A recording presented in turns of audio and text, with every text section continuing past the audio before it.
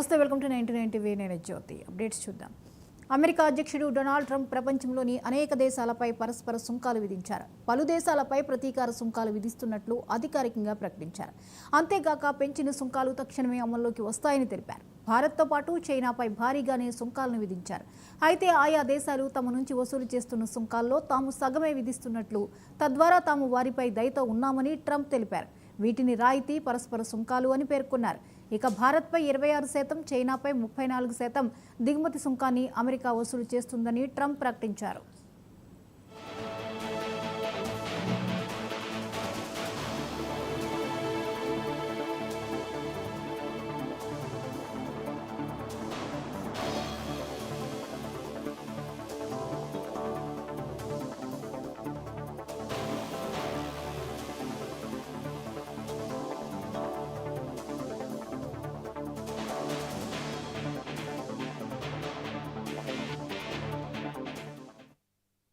India గురించి ప్రస్తావించిన అగ్రరాజ్య అధ్యక్షుడు భారత్ విధించిన సుంకాలు చాలా కఠినమైనవని అభివర్ణించారు.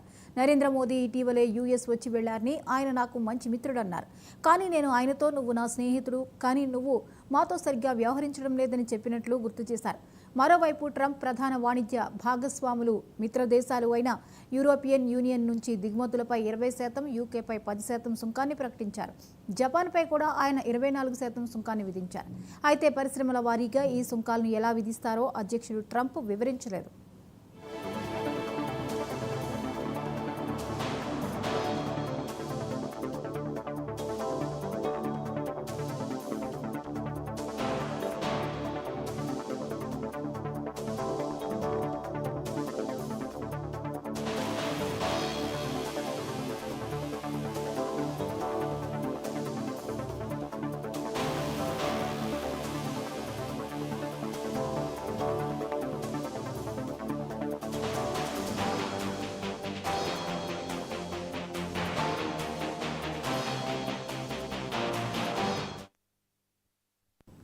నేడు ఏపీ